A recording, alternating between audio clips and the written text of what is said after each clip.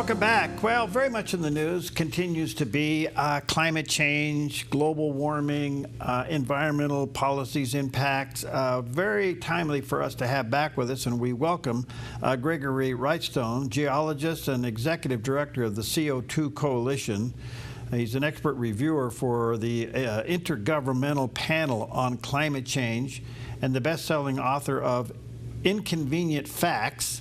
And his latest book, you may want to check it out, A Very Convenient Warming, How Modest Warming and More CO2 Are Benefiting Humanity. And there is a picture of the cover of the book. And you can go to convenientwarming.com is the website. Fascinating read. And for those of you who want to have good ammunition in this discussion, this is a great resource. Check it out, called A Very Convenient Warming, and you can go to the website convenientwarming.com. Gregory, good to see you again. How are you? Good. And technically, my latest book was just published last week. Oh, okay. Let me just, so it's my first venture into, it's an illustrated children's book. Oh. And we've got a series of these, they're science-based comic books, illustrated, and they're about different subjects, photosynthesis. This latest one was called Chloe the Clownfish Sleeps Well. We've been concerned about our children being indoctrinated into the climate cult, and there's a real thing called climate anxiety among children. They can't sleep at night. And so this is a lovely story about a clownfish named Chloe that lives on the Great Barrier Reef. And she's been told that her home there is going to be destroyed. So we're able to use this as a really great way to tell the truth about what's happening to corals in the Great Barrier Reef. And we find it's just opposite of what we're being told. That's wonderful. Where can they get the book? Well, it's on Amazon. Just became available last week. Well, congratulations. You search for Chloe the Clownfish Sleeps Well. All right. You should be able to pick it up, but yeah, so it's been, we're going after the children. That's wonderful. Well, congratulations. That's wonderful. As you know, the president has issued a couple of executive orders lately, reversing President Biden's era of environmental policies. Quite a few of them. I don't track them as well as you do. What do you think, and which ones do you like? Oh boy, he's done quite a bit. Just I believe it was yesterday. He issued an executive order praising coal and promoting coal-fired electricity development, which is a great thing. It's coal-fired electricity is it's affordable, it's abundant, and it's reliable. And those are the things we need for electricity. Solar and wind are none of those things. They're not reliable, they're not abundant, and they're extremely expensive, despite what you're being told. Probably the greatest thing he's done, it hasn't happened yet, he issued an executive order on day one telling Lee Zeldin at the EPA, Environmental Protection Agency, to repeal or start the process of rolling back what's called the endangerment finding. And that endangerment finding was initiated by Obama's EPA in the year 2009. And in it, they determined the year before, the courts had ruled that CO2 could be managed by agencies, and this 2009 endangerment finding found that carbon dioxide is a pollutant, and because of that, it can be regulated by the government, and boy, have they. A lot of these regulations, both from EPA, also a DOE, the Department of Energy, Commerce, transportation too was part of this, using this endangerment finding and that CO2 is a pollutant to regulate it and do all kinds of mischiefs that were really counterproductive to our economy. It's an economy killing regulations of overregulation. And now he's systematically rolling back. In fact, yesterday, one of my pet subjects is the shower head and how much water comes out of it. Mm-hmm. And he talked about that yesterday, and he's rolling that back. Most shower heads, all shower heads that you buy right now, the water just barely dribbles out of it because they've got flow restrictors that are built into it. And of course, when I moved into my new home in Florida here, one of the first things I did was to knock out those flow restrictors. instead of it just dribbling out. Now it comes out like Niagara Falls. And it's a wonderful shower experience, but because I was able to knock out those restrictors. Yeah. And why in the world should we in Florida, where I am, where we have an abundance of water, they're using a one-size-fit-all regulation. I get the same regulation restricting water as someone in Phoenix, Arizona, Las Vegas, or Southern California, where they live in a desert and water's hard to come by. That's not so across most of the country. Water's in abundance across probably 80 or 90% of the country that we live in, but yet they want to impose these one-size-fits-all programs to restrict. And last time I was on, I told you I was pro-choice, and I think you went, whoa, but I am pro-choice because I believe in giving your viewers and listeners the choice of how to heat their home, what kind of car to drive, what temperature or to heat or cool their home. They should have that ability to make that choice. And if I want to spend a little bit of extra money and buy a dishwasher that can be done in 40 minutes instead of 3 hours, we should all have the ability to go ahead and make that choice. The government should not restrict our abilities to choose all of these things. And they've just, and DOE is Chris Wright's got well over 100 of these regulations we've identified that really need to be rolled back and gotten rid of. In the meantime, Gregory, the president has done a lot to deglobalize things. And he started with withdrawing from the Paris Climate Accord. And then, of course, all the things over the last week or so with tariffs and everything, globalism seems to be falling apart. But how significant was the withdrawal, again, from the Paris Climate Accord? Well, it's really symbolic in that we had never accepted it. We had never ratified it as a treaty. It was on a case-by-case, president-by-president basis. And we've really never really, although the words came out of Obama's mouth and Biden's mouth, they never really did pursue the goals.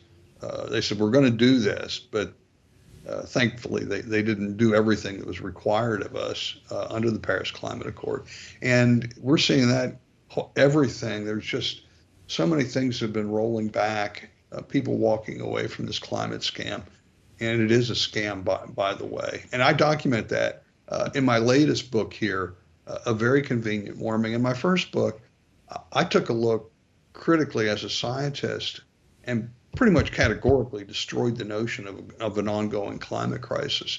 But we've taken that a step further here at the CO2 Coalition, where I lead approximately 200 of the top experts and scientists in the world that are fighting this notion of man-made crisis. And now we've actually gone beyond that there is no climate crisis.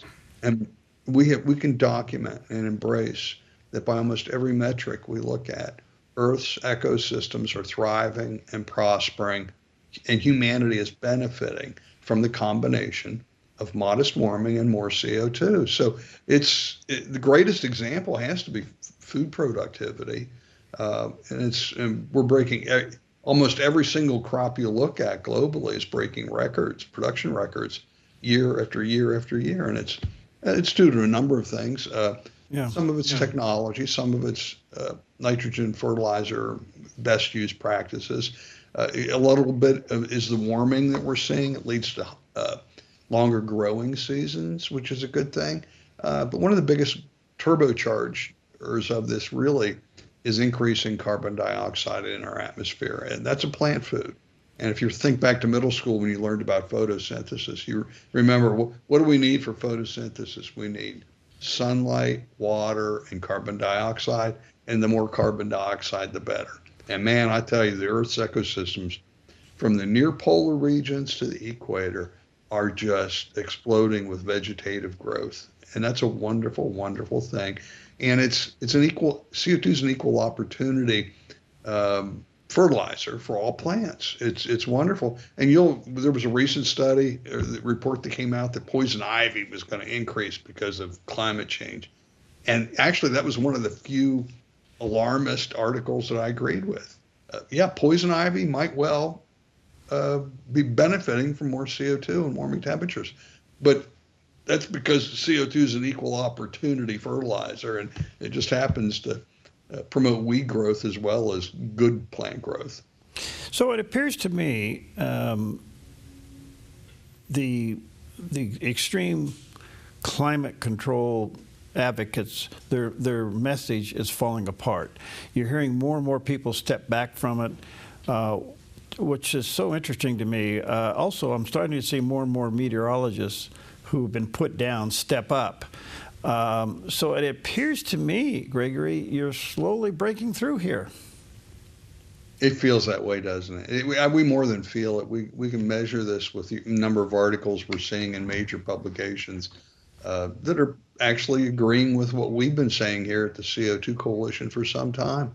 It's felt like we've had 3 decades with the wind, a strong wind in our face pushing against us. And now it feels like for sure the wind is at our backs, promoting our message of a thriving planet and improvements of the human condition. And we should celebrate this. This demonization of CO2 it got out of control. And I think people just realized when they started tying every single thing that was strange or unusual to climate change, people caught on to it. And I tell you what, there's been a turnaround. It's moving quickly. We need to embrace it and get it out there. They try to tie, there was a recent report tying increasing toenail fungus to climate change, things like that, everything. As long as, if you can't get your article published, then try and find a link to climate change and it'll get published. Or if you're going to do a research study about the sexual habits of fruit flies in New Guinea and can't find funding, well, just add climate change, how climate change will affect the sex habits of fruit flies in New Guinea, and man, they'll start throwing the money at you. And that's what we've seen over the years. In this new book of mine, though, you'll be interested, I collaborated with Dr. Peter Ridd from Australia. He's one of those brave scientists that told the truth, and he was at James Cook University, and he disagreed with some of the reports that were coming out of his university, and he said, no, this is the truth. And he spoke the truth about how the Great Barrier Reef and corals in general are thriving and prospering, and he got fired. He got fired from it, and he's a member here at the CO2 Coalition. All right, so that comes back to what's happening at the EPA. Great changes are occurring. The other thing is we're finding out what you just kind of mentioned there. You tack climate change to something and you get all this money. So that fraud is being exposed. Where do you think this is going to go? Because EPA has been very powerful of interrupting life. Yeah, we've got the right people. Lee Zeldin at EPA is saying he's not just saying all the right things, he's doing all the right things. The next thing up is the endangerment finding that we talked about. We need to get rid of that. I am just so impressed with what's going on with the new Trump administration, what they're doing. And we need to, we're going to support them. In fact, even before Lee Zeldin was accepted and voted on as the new EPA administrator, the week before that, they fired all of his advisory board, the Clean Air Science Advisory Council, Science Advisory Board, fired all of the scientists on these advisory boards. And we're looking, there should be a nomination process that starts, hopefully it's soon. Hopefully it's today or tomorrow or next week. We've got a list of some 50 or 55 of the top highly qualified experts that we're going to be nominating to fill those positions on the ASAID Science Advisory Board and KSAC. So we've got that ready to go, and we've got that in my hip pocket. We'll start that nomination process as soon as it's opened up. Do you expect judicial pushback on some of these changes?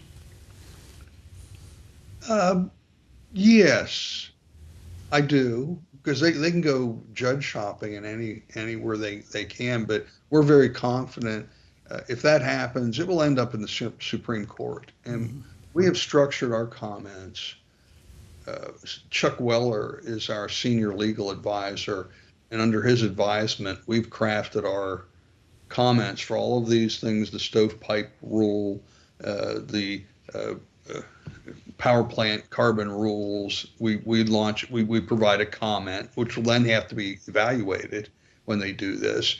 And our comments are built around several legal themes. One of those is the State Farm ruling that rules that you have any significant objection to a rule needs to be considered. And otherwise, the ruling is, the two words they use is arbitrary and capricious. And the Supreme Court has made two recent rulings over the last several months that support this. And so we feel that maybe it gets overturned in the Fifth Circuit or wherever it is, that they do away with it. It'll eventually end up at the Supreme Court. I'm pretty confident that they will rule in our favor because the truth is on our side. Yeah, science is on your side. All right, let me say to our viewers and listeners, a couple of places. Convenientwarming.com is the website for the book called A Very Convenient Warming, How Modest Warming and More CO2 Are Benefiting Humanity. There's a picture of that. And the Clownfish Sleep Well, where's that book, Gregory? Well, you can get it. You can go to our CO2 Learning Center. You can download a free copy of the PDF, but it's really, the hard copy itself can be found on Amazon. Chloe the Clownfish Sleeps Well. Chloe the Clownfish Sleeps Well on Amazon. Okay, there's a picture of that cover on the book. Chloe the Clownfish Sleeps Well right there. Check that out as well. Again, the main website is convenientwarming.com. Thank you, Gregory. You're fascinating, buddy. Hanging in there, you're winning. We are, and we're winning bigly. Yeah, bigly.